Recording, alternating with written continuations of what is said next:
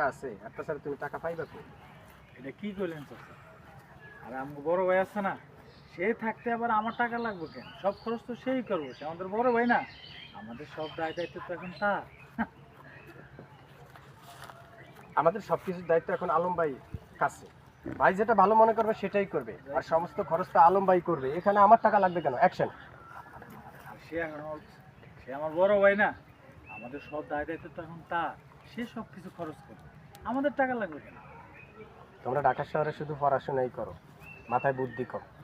বর্তমান সময়ে একটু বুদ্ধি কম থাকলে আজীবন পস্তাতে হয়। একটা কথা মনে রাখবা, একটু মাথা খাটাও, তাইলে সব কিছু বুঝতে পারবা। চাচা, আপনি কি করবেন আসলে আমি বিষয়টা বুঝতেছি না। আমার মাথার উপর দিয়ে যাইতেছে। তোমার আব্বা মরার সময় তোমরা কি কাছে ছিলা? তোমরা দুই ভাই বোন ছিলা না। তুমি, তোমার ছোট বোন মিতু, কেউই কাছে ছিল না। তোমার আব্বা মরার সময় তোমাদের সম্পত্তি কোথায় আছে, কার কাছে আছে, সব কিছু তোমার দুলাভাই কিন্তু জানে। তোমাদের কোথায় সম্পত্তি আছে, ব্যবসা আছে, তোমার দুলাভাই আর বড় আপা ছাড়া এই দুনিয়ার কেউ জানে না। আরে মিয়া, তোমার দুলাভাই তো পরের বাড়ির পোলা। সে যদি গোপনে তোমার বাবার সম্পত্তি নিজের নামে কইরা নেয়, তাহলে কি করবা তোমরা? এমনও তো হইতে পারে একটা সময় তোমার দুই ভাই বোনদের বাড়ি থেকে বের করে দিতে পারে। কই যাইবা? কার কাছে যাইবা? এখনো সময় আছে, তোমার বাবার সম্পত্তি তোমরা দুই ভাই বোন বুঝ জানো। কিন্তু চাচা, বড় আপা তো আছে, সে তো পরের বাড়ির মেয়ে না, সে তো আমাদের আপন বড় বোন। কিন্তু চাচা, বড় আপা তো আছে, সে তোর পরের বাড়ি মায়া না, আমরা আপন বোঝ।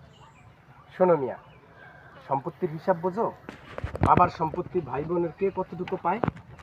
জানি তো, 3 ভাগের 2 ভাগ ভাই পায়, 1 ভাগ বোন পায়। তোমার বড় বোন আর তোমার দুলাভাই যদি তোমার বাবার সম্পত্তি নিজের নামে লেখা নিয়ে যায়, সামান্য কিছু সম্পত্তির হিসাব যদি তোমাদের জানায়, কি করবা তখন? অতএব এখনো সময় আছে, তোমার দুলাভাইয়ের কাছ থেকে সমস্ত সম্পত্তির হিসাব বুঝে নাও, না হইলে একটা সময় পস্তাবা। একটা কথা আছে, মাথা থাপড়াবা আর দিবা গাল, হাঁটবা আর গাইবা গান।